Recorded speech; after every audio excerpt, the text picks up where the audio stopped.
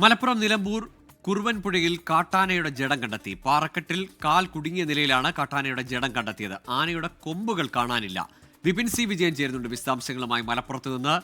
വിപിൻ, ഇപ്പോൾ ഈ വിവരം അനുസരിച്ച് ഈ കൊമ്പുകൾ കാണാനില്ല എന്നത് ഏതെങ്കിലും തരത്തിൽ ദുരൂഹത ഉയർത്തുന്നുണ്ടോ? ഗോകുൽ, ഇന്ന് രാവിലെ വനപാലകരാണ് ഈ കുറുവൻപുഴയിൽ ആനയുടെ ജഡം കണ്ടെത്തിയത്. ഏകദേശം 3 ആഴ്ചയോളം പഴക്കമുണ്ട്. അപ്പോൾ 12,000 വനത്തിൽ നിന്ന് ഈ പുഴ കടന്ന് ജനവാസ മേഖലയിലേക്ക് വരുന്നതിനിടയിൽ ഈ പാറയുടെ ഇടുക്കിൽ കാല് കുടുങ്ങിയതാകാം എന്നുള്ളതാണ് പ്രാഥമികമായിട്ടുള്ള ഒരു നിഗമനം. ഒപ്പം തന്നെ ഈ 3 ആഴ്ച പഴക്കമുള്ളത് കൊണ്ട് അഴുകിയ നിലയിലാണ് ജഡമുള്ളത്. അപ്പോൾ അതിൽ നിന്ന് കൊമ്പുകൾ താനെ വേർപെട്ട പുഴയിൽ ഒഴുകിപ്പോയതാകാം എന്നുള്ള ഒരു പ്രാഥമിക വിലയിരുത്തൽ കൂടി വനം വകുപ്പിനുണ്ട്. പക്ഷേ ഈ കാര്യത്തിൽ ഒരു തുടരന്വേഷണം ഉണ്ടാകും എന്നുള്ളത് കൂടിയാണ് ഇപ്പോൾ DF ഉൾപ്പെടെയുള്ളവർ അറിയിച്ചിരിക്കുന്നത്. ആനയുടെ പോസ്റ്റ്മോർട്ടം നടത്തി അത് സംസ്കരിക്കുകയും ചെയ്തിട്ടുണ്ട്. ഗൂഗിൾ. ശരി, വിപിൻ സി വിജയനാണ് വിശദാംശങ്ങൾ നൽകിയത് മലപ്പുറത്ത് നിന്ന്.